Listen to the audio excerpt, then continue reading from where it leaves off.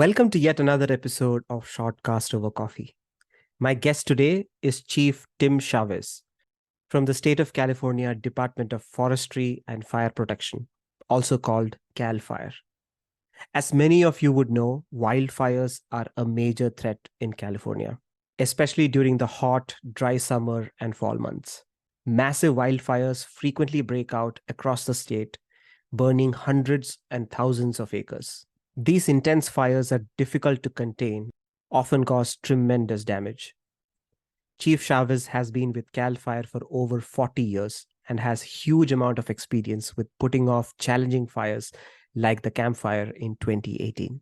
He is a legend in his field, and it's my honor to have him on the show.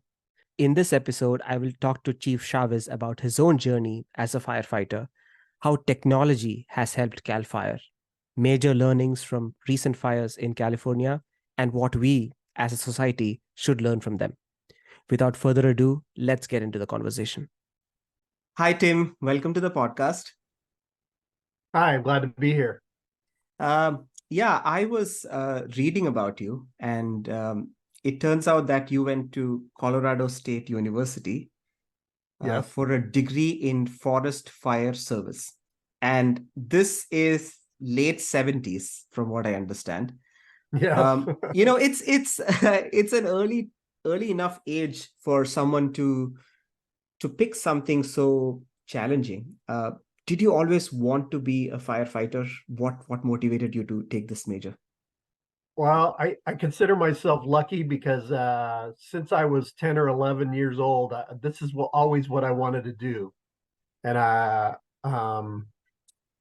I grew up in an area that was very fire prone, so lots of fires around the local area that you could see from anywhere in town. And I was very familiar with the planes that were used on the fires, as they flew over the house. And one of my neighbors was his brother was a volunteer firefighter, so he would come home and tell us stories, and so that kind of planted the seed. And then, I just kind of from there, I like I said, I feel lucky that I always knew what I wanted to do, and when I got to doing it, it was exactly what I was hoping it would be like, and I loved every minute of it. It's quite a privilege, right? I mean, getting to know Oh, someone amazing. someone from close quarters, and having to, or knowing what you want to do for the rest of your life at such an early age is not many people would get that sort Yeah. of a. No, I consider it a great blessing. Yeah. How did your parents react when you said that you wanted to be a firefighter? Because Ah, it's such a challenging job. It's something as challenging as going to the military, right? So they were not too excited about it. Um, I think part of that was the danger, part, but part of it was that, they were always hoping I would go to college, and it seemed like a kind of a blue collar job.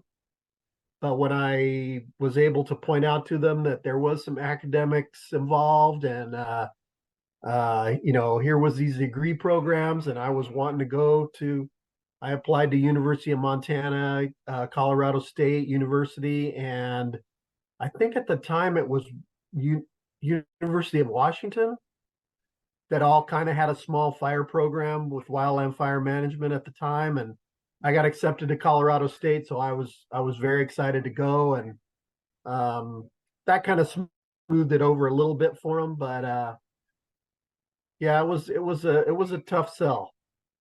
yeah, I just want to understand, the college process back in the 70s. For a major like this, what was what was the coursework like? Did you spend a whole lot time in the classroom, or was it all practical and like outdoors? Well, the core of the degree was forestry, which is just exactly what you would think. It's measuring trees and harvesting and planting sales and all that stuff. But uh, I don't know, maybe out of the 128 units, maybe 20% of them were actually dealing with fire science stuff, fire behavior modeling and weather, fire ecology, um, fire management in kind of a broad sense. And most of it was classroom, but there was a summer camp that we had to go to. And then I was working every summer in fire from the time I was in high school. Every summer job I ever had was being a firefighter. So they had a like an internship that you had to do, but since I was working every summer, I didn't really have to do that. Um, so yeah, it was a really good um, kind of a foundation to build my career on, and a lot of the knowledge that I gained there, I really didn't use for 10 or 20 years. But after I was advanced more in my career, I really appreciated. I had two professors that were just amazing. They were really relatable and really approachable. Philip Omi and Richard Lavin, and they had both had fire experience, and they were deeply involved in the topics that I was interested in. So we got along great, and it was just really a good start. I got to know a lot of people that were in the business, and we went to conferences together, and it was just really great. Yeah. Yeah, what amazes me is that for that time, there was a major in forest fire science. That's quite amazing because we're talking late 70s, and maybe the knowledge was not this broad. And just thinking back, it's quite amazing. It So you've was one been of the first for sure. okay, that makes sense. Yeah, so you wrap up your degree, and then do you move to California immediately? Do you start working with Calfire? So I moved back to California after graduation. I had worked I had worked 2 summers in California like before school, and then I had found a job in Colorado, so I didn't have to move back home every summer. And I worked in the northern Colorado area as a fire patrolman for 2 seasons. Um, Colorado was not like it is now. Now it's really a fire prone area. When I was there, the summers were very wet and we had very few fires. So it was kind of slower than I was used to. So after 2 summers there, I got a job back in California with the U.S. Forest Service on the Angeles National Forest, and I worked 2 summers there, which was more what I was used to. More action, bigger fires.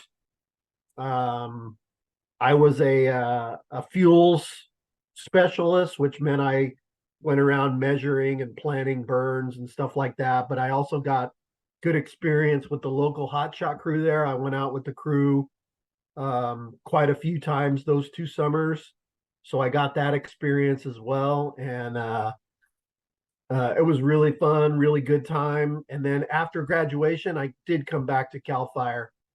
At that time, it was called CDF, the California Department of Forestry, and I worked 1 summer as a seasonal firefighter after graduation, and then I got promoted to what we call engineer, which is like first level supervisor. Okay, So, and then the rest is yeah.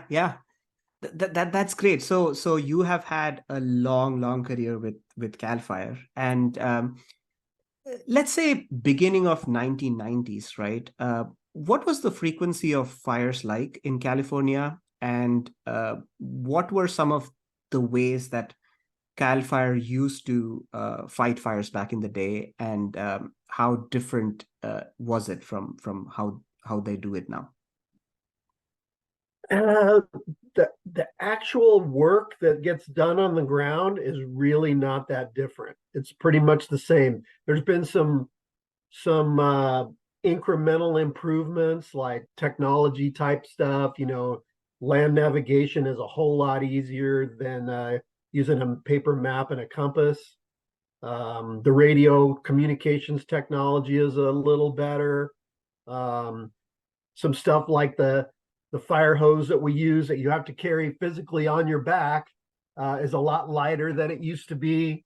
So stuff like that has changed, but the real work that gets done on the ground on a fire, it hasn't changed that Yeah. much. Let me pause. Let me pause you there for a bit. When you say the work on the ground, just for the sake of for my listeners and even me, I mean, I don't know it either. What goes on the ground? Is it just water, or what methods do you use to stop So fire? every fire is different, but in Calfire, we send a pretty heavy initial response to every fire. Um, in the middle of summer in California, you typically get 10 engines with 10 fire trucks, 2 bulldozers, 2 hand crews, 2 air tankers, and a helicopter to everything. Um, so when usually it's the engines that arrive on scene first because they're more scattered around the state better. When the first engine arrives on scene, they have to give a size up and a report on what the situation is back to the dispatcher. And then the crew goes to work, and we do what's called anchoring in. We try to find a place where we can make a good attack or start a good attack that the fire won't come around behind us or flank us or something. So we anchor in, and with the engines, what we do is we do what's called a progressive hose lay, which we take fire hose and we add sections as we go up the line, and we apply water to the edge of the fire and put small bits of it out as we move. And we just keep adding hose and adding hose, and other trucks come and they bring us water. And about 97% of the fires, that's how we contain them, is the 2 engines, the hose lays meet, and the fire pretty much stops spreading. And then at that point, it's just a matter of what we call mopping up, where we put out every ember and every spark that's left. And that might take, depending on how big the fire is, it might take a few hours or a few days. And then we go home and go to the next one. And that's pretty much been, I mean, I've been doing this this is my 47th fire season. And it's pretty much the same as it ever was. I mean, I promoted through the ranks. I was an engine captain for 26 years. So I did that fire truck initial attack with hose lays. And we also use hand tools along the way to scrape line around the fire to bare mineral soil so that it won't spread. Mm-hmm.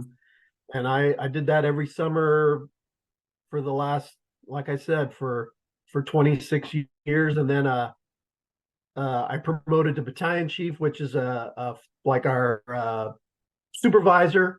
I had 6 stations that I supervised, and when you get to the scene of the fire, you become the incident commander. So you direct the other engines that are coming in, and I really enjoyed that. I did that for 8 years. And then just these last 2 years, I've been in a staff position where I run a forecast, a wildfire forecast threat center, where we try to anticipate where the fires are going to be and how bad they're going to be and all that kind of stuff using technology stuff. So, Mm-hmm. but Like you mentioned, yeah, the attack or how you work on the ground has not changed. And you briefly touched on technology that you use to probably predict fire, um, um, or sort of understand the area that a potential fire can happen. Walk me through that process. How has technology changed things? well, the science of it is that there's three big factors on any fire's behavior, and it's the vegetation or the fuel that's burning, what the characteristics of it are.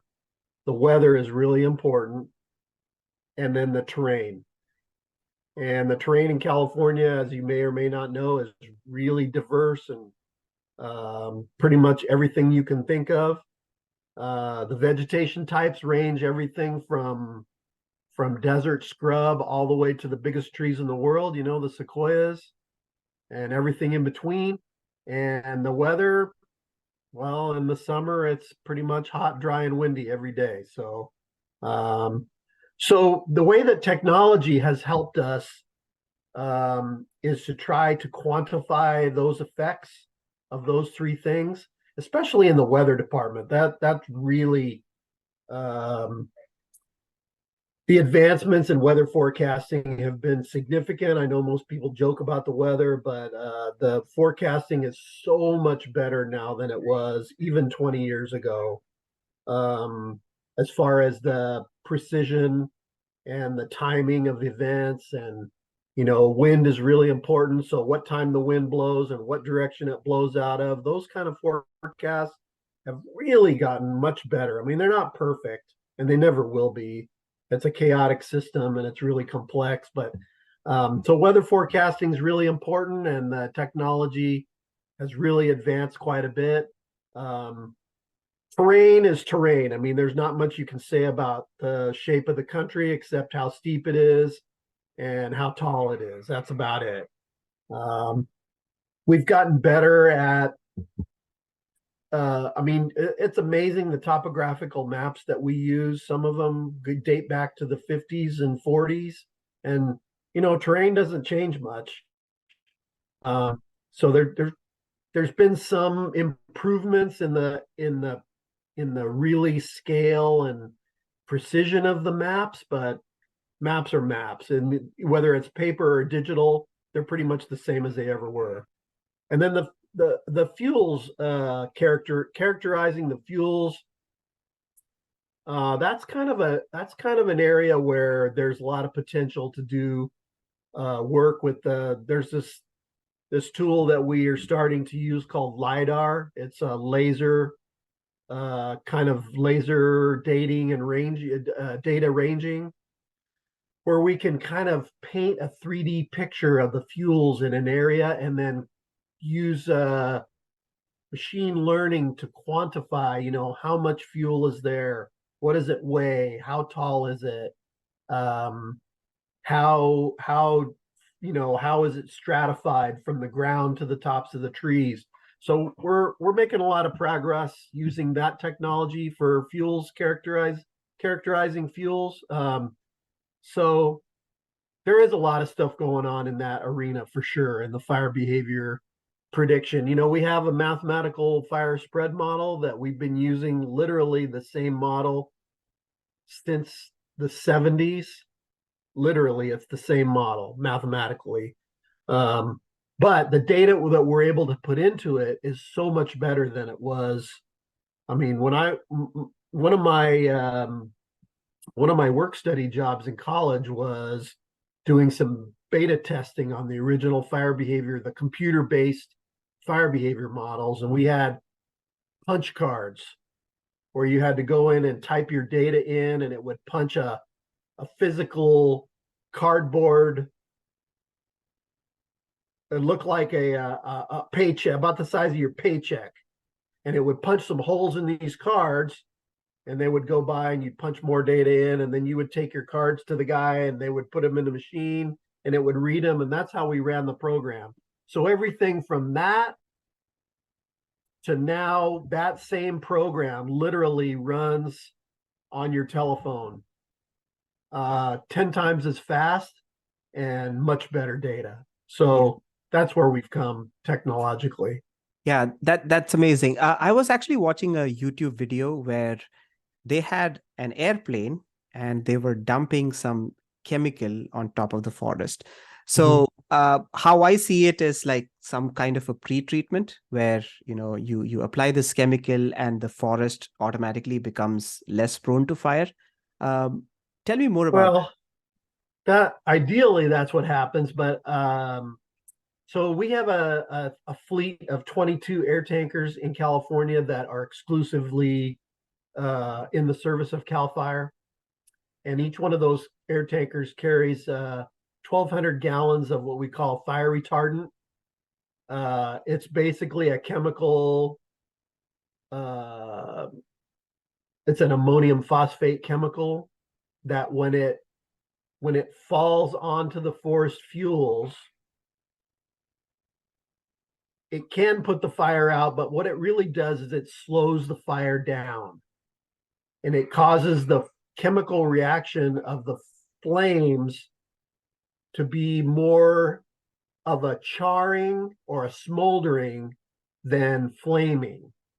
And so that what it does, like I said, about 97% of the time, what it does is it allows us to get around the fire, slows the fire down, allows us to get our hose lays and hand line around the fire. Um, so it's very effective on most fires. It's not too great on a really windy day, and it's not too great in super drought stressed timber. Other than those kind of situations, it works great. So how often do you use the aircraft to spray this? Every fire, Every every fire fire in the summer in season. California. Yep, Okay. just about. Yeah. I So, mean, if it's, mhm. I mean, not every fire. Some fires are small and don't go anywhere, but every fire that's spreading, we send 2 air tankers to, pretty Okay. much. Yeah. Wow. I think that's also an interesting, innovation, right? To decrease the kind of fire from flame to something like charring. I hear you mention about fuels, and in my head, fuels are usually, the conventional fuels like gasoline and diesel, and all those. In this context, I think fuel means something different. Do you want to elaborate on that? What do you mean by fuel in this case? Well, the chemical reaction is the same. It's the same exact chemistry. What goes on inside of your cylinders in your car, if you're still driving a gasoline powered car, or what goes on in a electrical power plant with natural gas or coal, same exact thing is going on in the wildland on a wildland fire. It's converting uh, cellulose into heat and light, right? So um, how much heat and how big the flames are, that's kind of the what you know affects whether we're able to be successful putting the fire out or not. Okay. But it's the same. Mm. And what is the major contributor to a fire? Wind is one, heat is another, and bone dry cellulose is another. And also, do these factors change as the months go? So let's say between August, September, October, uh, is wind a more significant contributor in October than say September and so on? Could you break that down for us? Yeah, wind is probably the most important. If you had to pick one thing, wind is the most important thing. But um, you have to have dry fuels. They have to be available to burn, which means, it's not springtime, it's not raining. The fuels are not, freshly green from springtime. Um, so you can have really strong, I mean, California has a Mediterranean climate, and most of our rain falls from December to April. So most years, I mean, recently we've had some droughts that have been really long lasting and really devastating, and we've had fires year round. But most years, our fire season starts in May when the grass turns yellow, the annual grasses die off, and they become available to burn. Um, then, as the summer, our summers are pretty long and brutal and pretty hot. Where I live, it's 100 degrees. June, July, and August, it's 100 degrees most days, which is, I don't know what that is in centigrade, but it's hot, 40 plus maybe. Uh, So yeah, it's hot. June, July, and August, it's hot every day. So the fuels, the heavier fuels, the brush, the shrubs, and the trees kind of go through a drying process through the summer. In the springtime, none of that stuff is available to burn. The only thing that burns is grass, and we get a lot of grass fires, especially at low elevations where most everything is grass covering the hillsides. But as the summer goes on, stuff dries out, and then maybe after 4th of July, the brush becomes available to burn. And then maybe as we go from south to north in the state, we have a lot more timber and trees. And when you get to late July, early August, that's when the trees start to be able to burn. And so what's really important at that point is the weather. And you can have a hot day, you can have a fire, but if you don't have much wind, we're pretty successful in putting those fires out. But when we get winds in the fall, and consequently it's at the end of the summer, right? So the fuels are at their driest point of the year, and we get winds. The Santa Anas are famous in Southern California, but most of California gets late fall windstorms. If we haven't had any rain at that point, that's when our fires get big. They get away from us, and that's when they do most of their damage. So it looks like wind is probably the biggest contributor, in, you know, starting a fire, and also it helps spreading the fire. So it probably makes um, the job of the firefighters way more difficult than without the wind.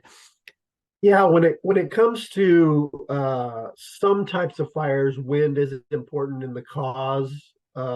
Like for instance, power line cause fires. That's been a kind of a big deal in the last few years. Those are definitely related to strong winds, but most of our fire causes don't really have anything to do with the wind. It's mostly people doing dumb things in the woods. They're either, I'd say a huge part of our fire causes is escape campfires, people using fireworks, um, people doing flammable things like cutting metal pipe or welding, smoking. Um, Railroads used to be a real big fire causer, but not so much anymore. Oh, And how then how so? lightning, of course. Well, they just have gotten better with since railroads are not coal, engines anymore. Diesel engines are really efficient and don't usually throw sparks. Every once in a while, we'll get a hot brake shoe on a locomotive that causes a fire, but pretty rare anymore. Um, but most of our fires, I don't know, 70 or 80% of the fires in California are people doing stupid stuff in the woods. That is a scary number. Yeah. Yeah. Well, about 20% of our fires are lightning caused. 10 or 20% are lightning, which we can't do anything about. But a lot of our fires are preventable. Many, many fires are preventable. Yeah, you know what is fascinating? I hear these things in the news that, hey, the California fire season is getting longer and longer, and it's attributed to climate change. Now, if 80% of the fires are due to humans doing dumb things, then it's not really climate change. Or like, how much of a role has climate change played in this? Well, it plays a role, but it's a lot more subtle than that. It's changing things in the way that the timing of things is what's changing. Um, the grass dries out earlier in the spring, and the summers are longer in the fall, and the rain and snow comes later in the year.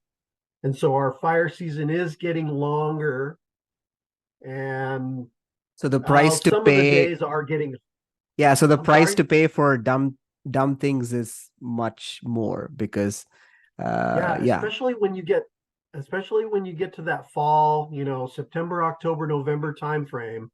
where again, like I said, the fuels are at their driest point of the year. And then the rain gets delayed, right? So normally in northern, I would say the first 20 years of my career in Northern California, by October 15th, fire season was over north of Fresno. They just didn't get any more fires. They got rain, and it didn't matter if they got a windstorm in the fall because they'd already had rain and everything was green and no fires. But that doesn't happen too much anymore.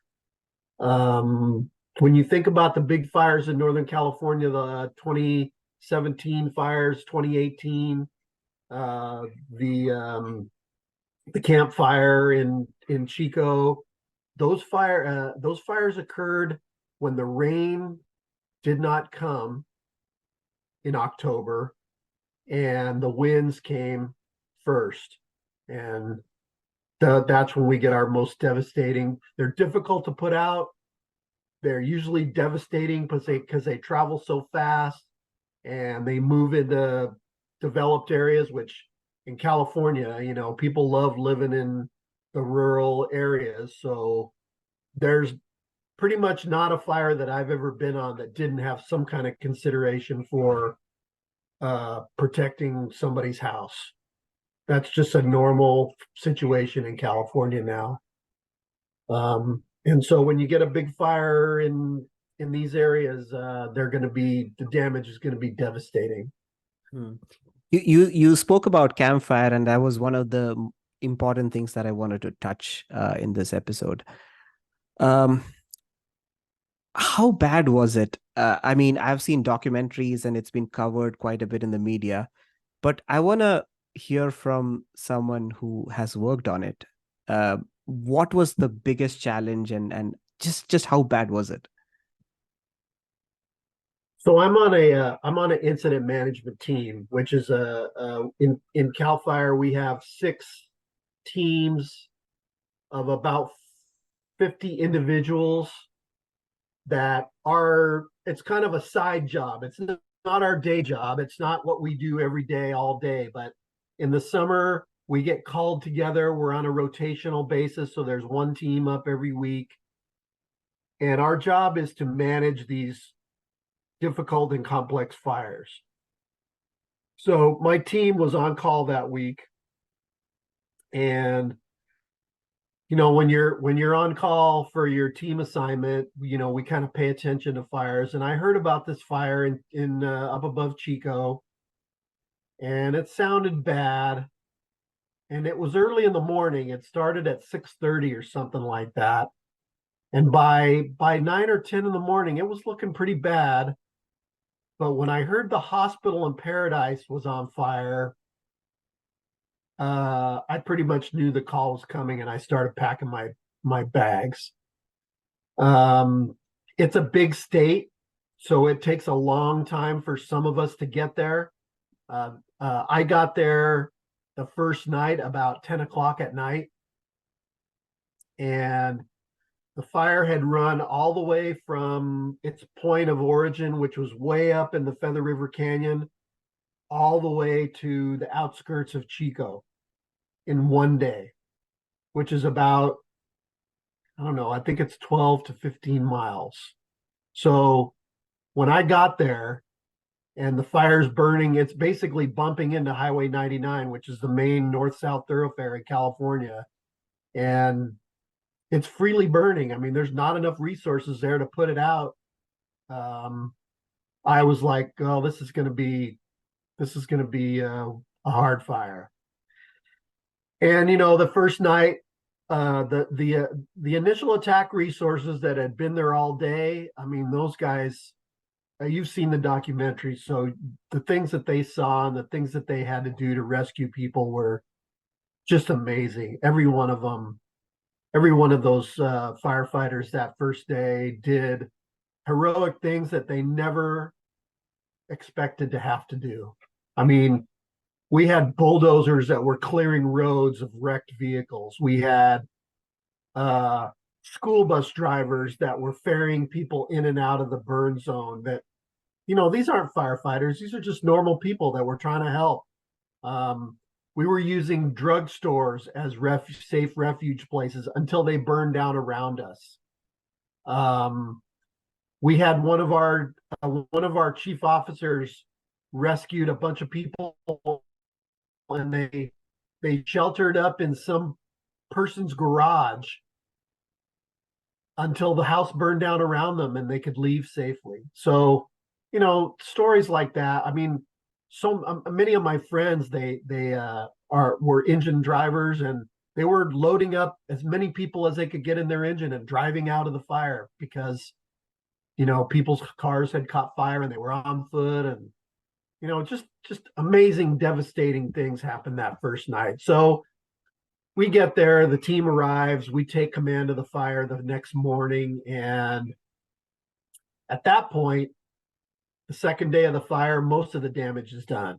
I mean, the fire's still getting bigger, but now it's in more of a rural area where now the challenge is the wind has quit blowing, or it slowed down quite a bit. It didn't quit blowing for a couple more days. But now the challenge is not only do we have to put lines around this gigantic fire, which is in pretty terrible, the Feather River country is some of the most terrible, steep, rocky country in California. So we got to figure out how to get fire lines around this fire, and we have to deal with the recovery. And part of the recovery was, all the people that were going to be rescued had been rescued. So now we have what we think are maybe hundreds of people dead inside the fire.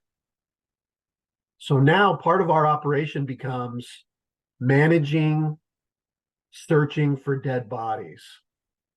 And, none of us have any experience in that, but it's become a thing now that is, same thing happened in Maui just recently, where once the fire's out, the big operation is, the rescues are over. Now it's time to find all the bodies and account for all the people that are missing.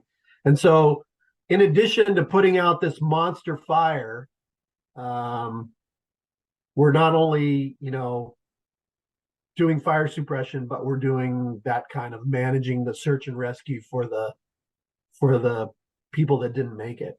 So in that way, it was really, really hard, really difficult. It was hard on everybody because that there'd been so much suffering, and there was many people that were burned, and people that I worked with, fellow firefighters that were with us on the fire, had lost everything, but they didn't know what else to do, so they kept working. And that was really sad. Matter of fact, that chokes me up just thinking about it now, even 5 years later.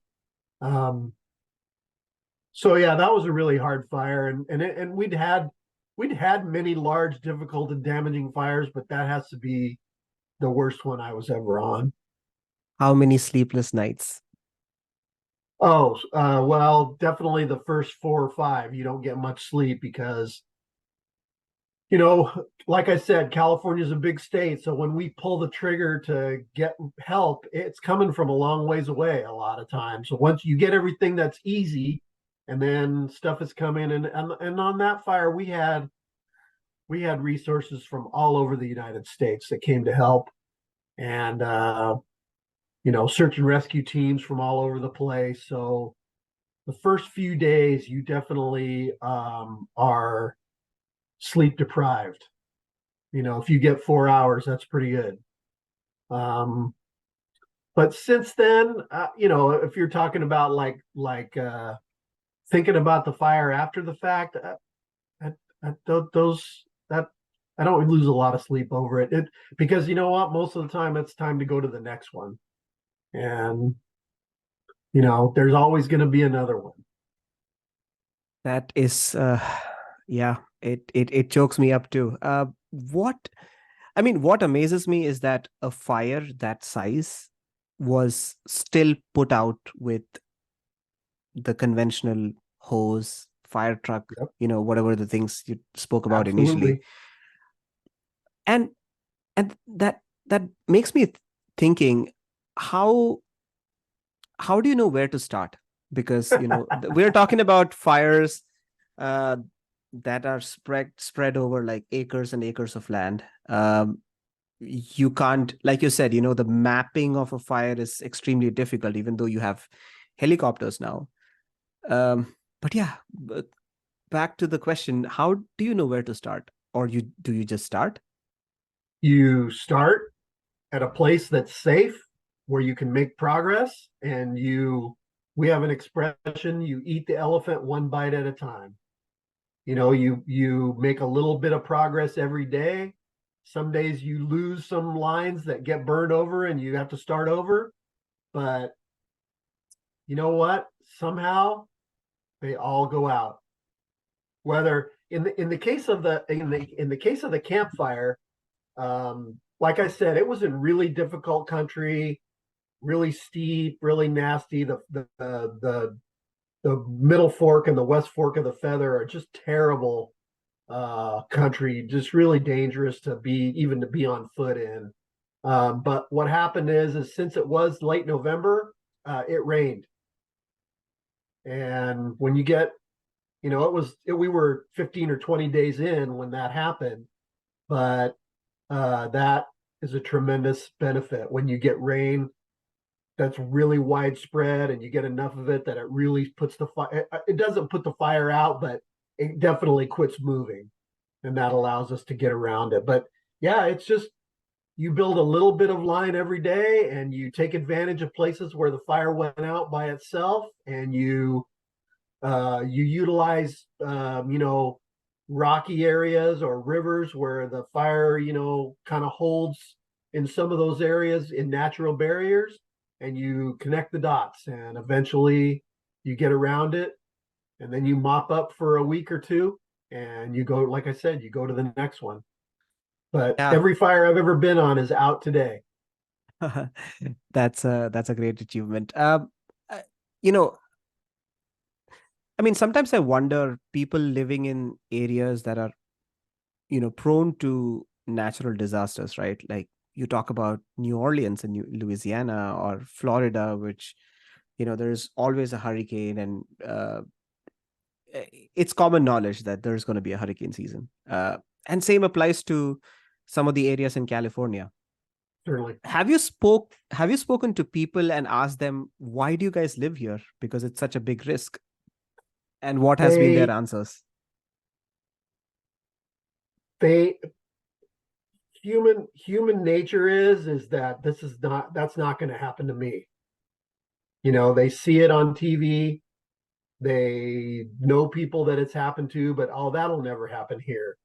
That's just human nature. We just protect ourselves by that. So um, people are willing to accept the risk because it's beautiful, it's quiet. Your neighbors are probably a long ways away. You don't have the problems that you have in the city, traffic and noise and uh, bad neighbors, and they're willing to accept it. Gambling that it won't happen to them. But and there's a lot of places in California. Honestly, there's a lot of places in California that it hasn't happened yet. That that day is coming probably, but maybe not. You know, um, so yeah, people assess the risk in a different in different ways, and they accept it. Yeah, that's interesting. So based on your experience, what are probably the top five riskiest cities in California? Is it Redding, Chico, and cities in that part of the state, or elsewhere? I'm sorry. What was the question? Um, Based off of your experience, what are probably the riskiest cities in Oh, California to live? Is it Redding, Chico, that part of the state, or you never know? Is that the I answer? could make you a really long list, but the Sierra foothills from Redding all the way to Bakersfield.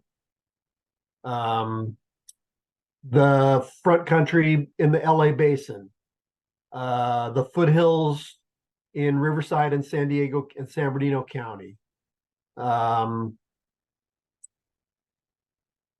the Bay Area, the East Bay Hills from Richmond to Dublin. I mean, those are the places that jump out at me that a devastating fire, it's only a matter of time. Oh, wow. So I mean, I live in the Bay Area, and No, sounds like Dublin, Pleasanton to Richmond is not a great place to live. Um, in wow. the foothills, yeah, and I mean, there's been a big fire there. We called it the Tunnel Fire in 1989. It was only 1,200 acres, but it burned 1,000 houses and killed 20 people or something like that. Hmm. So Yeah, it's coming. not the best question when you're discussing something as serious as this, but how are they named? Is there a Oh, nomenclature system like that's a hurricanes? good question. Uh, they're they're supposed to be named by some geographic feature that's close by. Um, but a lot of times they get named by a street or a road that when a person calls 911 and gives their address, the the the dispatchers that receive those calls, they just name it whatever the street is, which is fine. But yeah, that is every fire has a unique name, and most of the time we try not to reuse the names. So it becomes a challenge. Wow. Yeah, I mean, with increasing number of fires, that's going to be a challenge in the days coming forward. Yeah, I wanna end this podcast with one question that I've always wanted to ask. There have been so many fires in California, and I hear that it's quite natural, and there have been fires since time immemorial. It's one way for the redwoods to replenish themselves or something.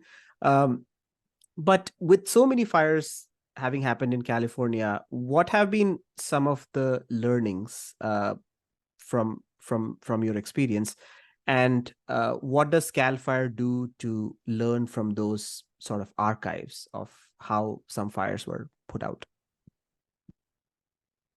Well, one of the biggest things that we've learned is we have this huge database of we try to survey every damaged or destroyed house that burns down in a wildland fire. And we collect some very specific data about those damaged or burned structures. And from that information, we've been able to learn a lot about what causes homes to burn down in a wildfire. And so we've used that information to improve the building code in California. Chapter 7 of the California Building Code is probably the best um, for new homes to be built with that building code. Those homes are really resistant to burning down in fires. We're finding that in areas where you have newer homes and older homes, the newer homes that follow Chapter 7 of the building code are really much more resistant to burning down. So that's one thing that we've learned. Um, we've learned a lot about, over the years. I mean, I'm talking way long time. We've learned a lot about what works and what doesn't work, what days stuff works and what days stuff doesn't work, and when you can be successful and when you won't be successful, no matter how good you are. So individual experience is really important in our business. And the problem is that most people retire because we're firefighters, and we've some of us have kind of had a hard life. Most people's bodies don't last much beyond 50. So people retire at 50 or 55, and so they take all their knowledge with them. So that is a problem, but it takes about a good 20 years before you're really comfortable. If you're if you're thinking about it at all, it takes about 20 years before you're really feel like you know what you're doing on a wildfire. And so we've really tried to uh, capture that knowledge and try to pass it on to the next generation, those of us that are getting towards the end. And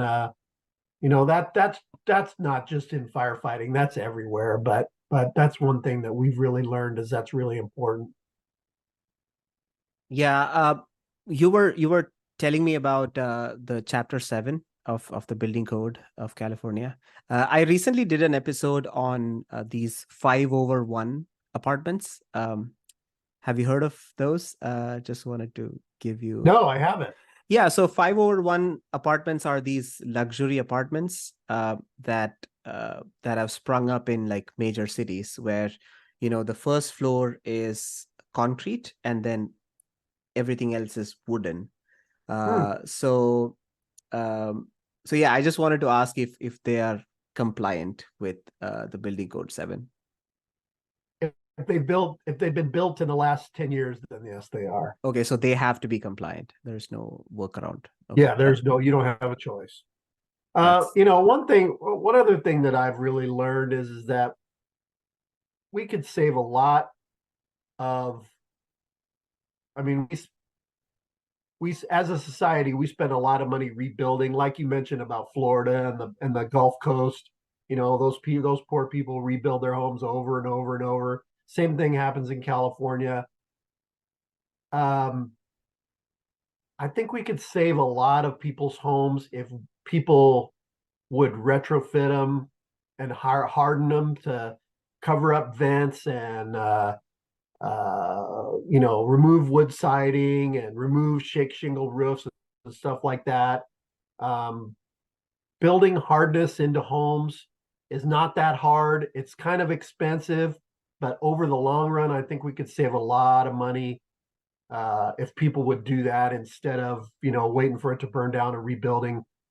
We've started a grant program to do a lot of that kind of retrofitting on homes, and we've got a lot of research behind it. And I really think that's if I lived honestly, if I lived in those foothill areas, my house would be a block house with a slate roof yeah. and no vegetation within 20 feet. Yeah, I think it'll be great if Calfire, in association with some of the city councils or the counties, can do some sort of an education program or make people aware that, hey, this is a better way to do it than have your homes burned down during a fire.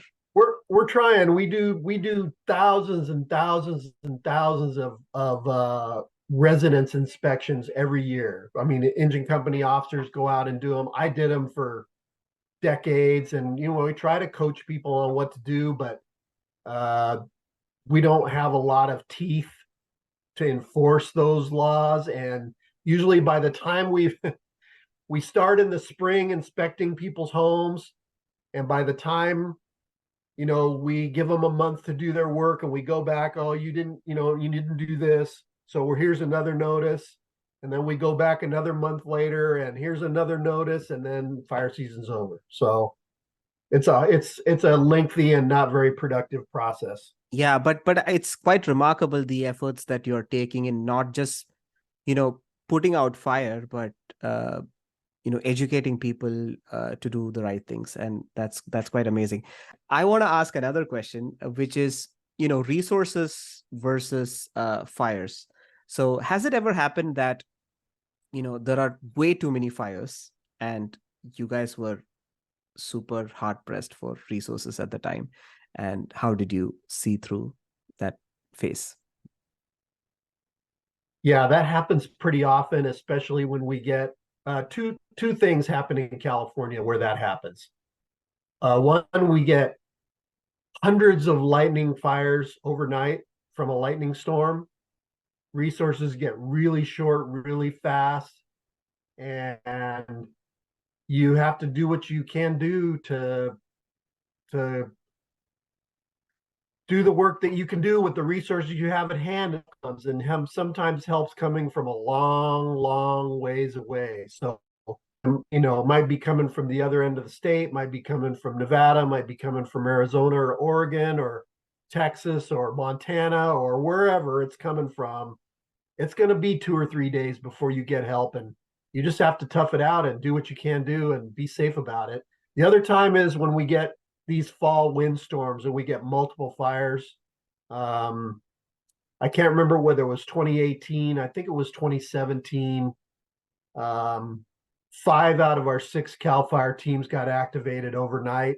We had 5 massive, devastating fires that were burning at once, and immediately nobody had enough resources. So again, you have to do what you can do. There's not much you can do, but you try to rescue and save as many people as you can and try to be safe yourself, and that's all you can do. And usually that period of time lasts about a day or two, and then help arrives, and then the weather changes and go to the next one, like I said. Yeah, yeah. In a way, good that the weather changes and things get better. Yeah. Uh, if you were to say something to Cal Fire or the administration about the resources, would you suggest that they expand the resources? Well, the fire department resource game is a tough game, because if you had all the resources that you could possibly use, about 97% of the time you would be sitting idle. It's only in those 3% of days where you need the extra help. So we do stuff like we train the National Guard so that their helicopter pilots know how to drop water out of their helicopters. We use volunteers in some places, to expand capacity. We use our military in some circumstances where they have planes where they can slide a tank into the back of it and drop retardant. So we have a capability to expand when things get bad. But again, it would never be economical to have as much resources as you need on those days. Yeah, that makes total sense. Chief Chavez, it was a pleasure talking to you. I think I used to think Cal Fire as this department that puts out fire, but I learned so much today talking to you. The kind of pilot programs that you do, and then the whole house inspection part was quite amazing. It's amazing, and I think people should know how much work you guys put towards saving every Californian's life and protecting it during the fire season, not just during the fire season, but on other times as well. So I really hope you continue mentoring new firefighters and pass on your wealth of information from close to 40 years of experience with firefighting. So thank you so much. And it was an honor and a pleasure talking to you. Glad to do it. Thank you. Thank you so much.